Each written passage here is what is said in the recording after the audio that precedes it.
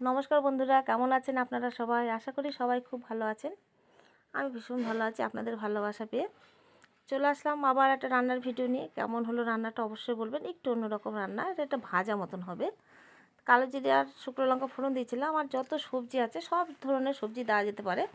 এখানে ছিল গাজর, তারপরে বিট, ফুলকপি, শিম, রাঙা আলু, এমনি আলু, তারপরে আর কি আছে, আরও আছে, সব বলতে পারছি না। এবার সব সবজিগুলো আমি আগে একটু ভেজে নিয়েছিলাম, নিয়ে এবার লবণ আর হলুদটা দিয়ে দিলাম, দিয়ে আবার আস্তে আস্তে ভাজবো।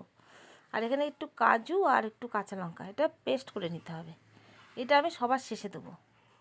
আজকে যে মূলো দিয়ে আর শিম দিয়ে ডাল হচ্ছে, খুব ভালো লাগে কিন্তু শিম দিয়ে মূলো দিয়ে ডাল খেতে খুব ভালো, আমার তো ভীষণ ভালো লাগে। কার কার ভালো লাগে অবশ্য করে বলবেন।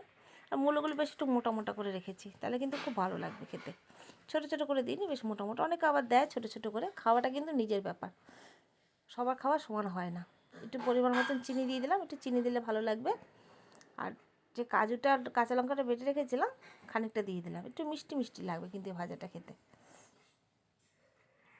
এবার একটুখানি মিশিয়ে নেবো, নিয়ে এবার রুটির সঙ্গে ভাতের সঙ্গে, আজকে যেহেতু আমি যে ডাল করেছি, ডাল দিয়ে খাওয়ার জন্য এই ভাজাটা করলাম। এত সুন্দর হয়েছিল না খেতে। এটা আমরা দুপুরবেলা ডাল দিয়ে খাবো, আর রাত্রেবেলা হলো রুটি দিয়ে। আমাদের তো রাতে রুটি খাওয়া হয়, রাতে রুটি দিয়ে ভাজাটা খাওয়া হবে।